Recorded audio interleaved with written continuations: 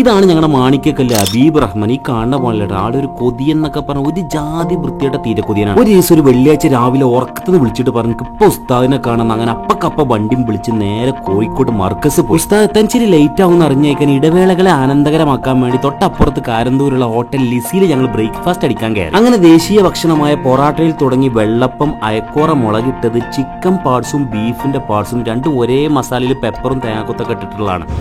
Exchange barter collaboration നടത്തില്ല. ഒരു വെള്ളപ്പത്തിനായിട്ട് ഒരു പൊറാട്ട എന്തോ വലിയ മജ അങ്ങോട്ട് കിട്ടില്ല. ചോറിന് മാത്രമാണോ ലിസി ഭയങ്കര ഫേമസ് എന്നുള്ളത് എനിക്ക് അറിയില്ല. ഇതാണ് കഴിച്ചതിന്റെ ബില്ല് 350. അപ്പോഴേക്കും അവിടെ നിന്ന് കോള് വന്നു. പിന്നീട് അവിടെ നിന്ന് അങ്ങോട്ട് കാത്തിരിപ്പിന്റെ ഏതാനും നിമിഷങ്ങളായി ഉസ്താദിന്റെ റൂമിൽ കിടന്ന ആ board grand Mufti of India എന്ന് വായിക്കുമ്പോൾ തന്നെ വല്ലാത്തൊരു ഫീലാണ്. അങ്ങനെ വീണ്ടും ഇടവേള ആനന്ദകരമാക്കാതെ മുന്തിരി ജ്യൂസും കുടിച്ചുകൊണ്ടിരിക്കുമ്പോൾ പെട്ടെന്നാണ് ഉസ്താദ് കടന്നു വന്നത്. അങ്ങനെ ഹബീബിന്റെ ഒരു ചിരകാലത്തെ സ്വപ്നം അങ്ങോട്ട് പോവാണ്. അങ്ങനെ തിരിച്ചു കോട്ടയ്ക്ക് അൽമാസിന്റെ ക്യാൻറ്റീനിൽ വന്നിട്ട് ഒരു ഉന്നക്കായും പുകാവടിയും ആകെ ഇൻകോം വാങ്ങി തന്നത്.